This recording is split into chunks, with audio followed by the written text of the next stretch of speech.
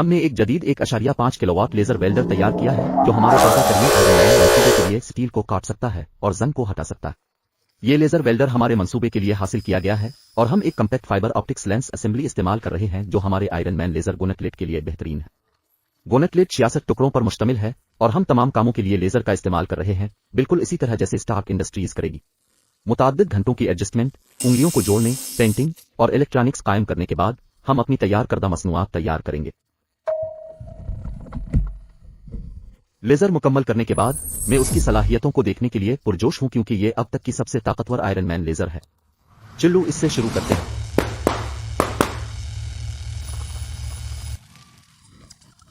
Buchanan valid में अभी उसे मुकम्मल तौर पर पिघला रहा हूं। मेरी टीआईजी महारतों की तरह अच्छा नहीं है, कोई मसला नहीं। अब हम हकीकी जिंदगी टोनी स्टार्क के एक कदम करीब हैं।